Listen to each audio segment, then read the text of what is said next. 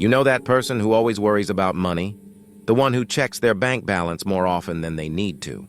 The one who earns more now, maybe even lives better than before, but somehow feels more tense than ever. Yeah, that person isn't bad with money. They're protecting something. And if you're someone who never fully relaxes financially, even when things are technically fine, you're about to feel very seen. Today, we're breaking down the psychology of people who never feel financially safe. The ones society calls anxious, but psychology calls something much deeper. Here's the thing. For some people, money isn't just money. It's safety. It's control. It's permission to breathe. When you grow up in instability, unpredictability, or emotional chaos, your nervous system learns one rule early on. Resources can disappear without warning. Bills show up, adults panic, arguments start. And even if you didn't fully understand what was happening, your body did. It learned that calm is temporary. So later in life, even when income improves, the brain doesn't update. It stays alert, always scanning for the next threat. Psychologists often describe this as survival mode conditioning. Your body learned fear before it learned math. There's a common belief that earning more money automatically brings peace. But for people with financial trauma, the opposite can happen.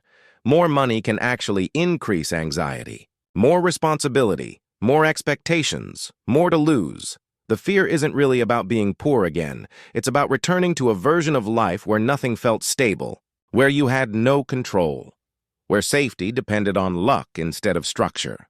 So instead of relaxing, the mind tightens its grip. Another layer is control. People who never feel financially safe often become extremely controlling with their finances. They track every expense. They hesitate to spend, even on things they clearly need. They delay enjoyment. They feel a strange guilt when resting, as if calm itself were irresponsible. Because somewhere along the way, their nervous system learned that when you relax, something goes wrong. When you stop paying attention, you get punished. So staying tense feels productive. It feels protective. Here's something most people don't realize. These individuals are often highly responsible, disciplined, and future-oriented. They plan ahead. They prepare for worst-case scenarios. They think in contingencies. Scarcity didn't make them careless. It made them hyper-aware. And that awareness often leads to success. But living in constant alert comes at a cost. Chronic stress, mental fatigue, a background anxiety that never fully turns off, and a quiet feeling that no matter how much you have, it's never quite enough. There's also the emotional memory of loss. Even if the loss happened once, the body remembers it vividly. Money lost, stability lost, trust lost. The brain doesn't care about probabilities. It cares about patterns. And if loss happened before, it assumes it can happen again.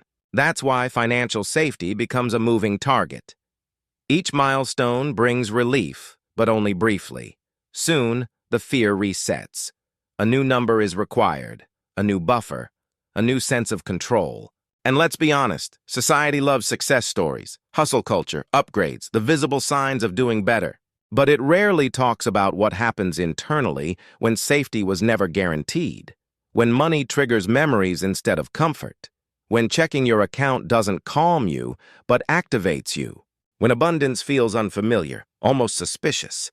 For some people, this mindset slowly softens over time as trust is rebuilt, as stability becomes consistent, as the nervous system learns that calm doesn't always precede disaster. But for others, survival mode becomes their baseline.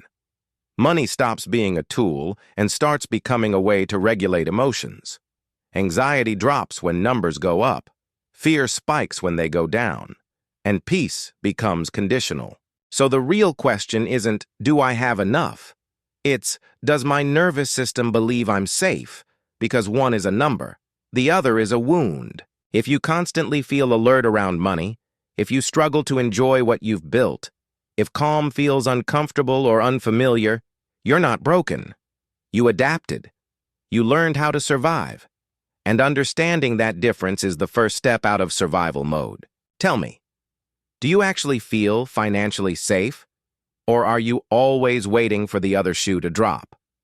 And if you want to understand the psychology behind patterns most people never question, The next video will hit even closer. Click it. You'll see yourself in ways you didn't expect.